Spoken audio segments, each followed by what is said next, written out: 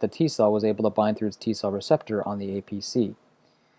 So then we're going to form what's called the TB conjugate. That B cell and those now clonally expanded T cells are going to be able to bind. That's going to cause interleukin expression through the T cell to the B cell to stimulate it to do clonal expansion. That clonal expansion will create B memory cells and B plasma cells. B plasma cells, those are going to make antibodies that are secreted out, free-floating antibodies into the blood. When those free-floating antibodies will be able to bind to that pathogen. So you have a B cell, it becomes a plasma cell, and it becomes B memory cells once we have the TB conjugate. The B memory cells, the reason why they're important is because when they bind a pathogen in the future infection, they can immediately start clonal expansion and making antibodies. They do not have to be stimulated by a T cell at that point. This just shows you what we've talked about here. This shows you what we've talked about. This shows you what we've talked about. So the other T cell that you must know how they work is what a cytotoxic T cell is. And a cytotoxic T cell will kill cells that are either virally infected or cancer cells. So MHC1, remember all cells have this that have a nucleus. And so they usually put out their own self-antigen in their MHC class 1, which then an APC checks and says, okay, everything is fine. However, when they are not fine and they are, for instance, virally infected, they'll put a piece of the virus, an antigen piece of the virus, on their MHC class 1. When that happens, the cytotoxic T cell will bind to that, and then it realizes something's wrong. So it will then release perforating enzymes that cause holes in that virally infected cell, causing it to die. So B cells are activated by T cells. Those differentiate into plasma cells and memory cells.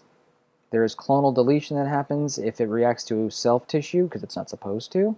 If it does, that's a autoimmune disease. What does antigen-antibody binding does? Well, it causes agglutination, clumping together of antigens, or clumping together of pathogens which have antigens, making it easier for phagocytosis. IgM does a really good job at this. Opsonization, you coat the antigen, makes it easier to phagocytose. Activation of complement through the classical pathway. Antibody-dependent cell-mediated cytotoxicity, this is for parasitic infection.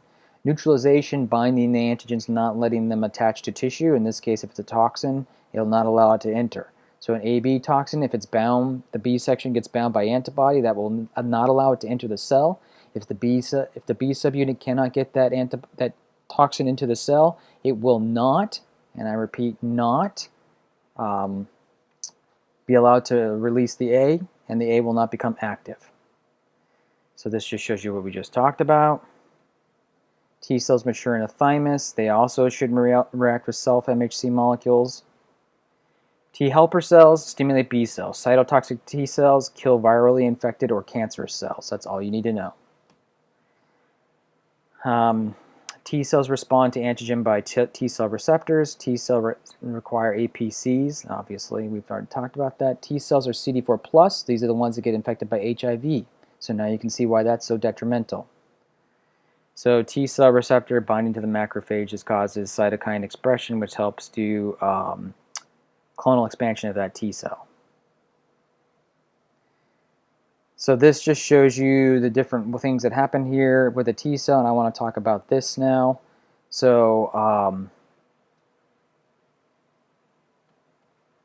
let me skip ahead here. So a parasitic worm infection or parasite infection, these are very large, so they cannot be phagocytosed. What happens is that you're going to have IgE bind to the epitope antigen regions of that parasitic worm. On the other end, on the constant region, macrophages and eosinophils can have FC receptors that bind to that constant region, the FC region, on an antibody. When they bind, they then release damaging enzymes, perforins, that make holes in the worm to try and kill it, or the parasite. Okay, so going back to here, we've already talked about cytotoxic T cells. This shows you how they would kill cells. So remember, antigen-presenting cells, these can be B cells, dendritic cells, activated macrophages, and neutrophils should be on here as well. So cytokines, remember, these are going to be inflammation and vasodilation and recruitment of other white blood cells. The cytokines, they are important because they're going to also recruit complement. So we have the T cell interacting with the APC through MHC2. This stimulates the release of interleukins, which are cytokines, which causes vasodilation. That vasodilation allows for other white blood cells to squeeze out of those blood vessels into the tissue where there is pathogen present. And it also recruits complement, and complement's important because remember it does MAC inflammation and opsonization. Again, remember this. You can come out from the blood, you go out to the tissue, then you go back into the lymph, which then dumps off into the blood. Antibody titer, the amount of antibody in the serum. Primary response occurs after initial contact with the antigen. Secondary response occurs after a secondary infection. So the primary response, you release less antibody because you don't have B cell and T cells, memory cells.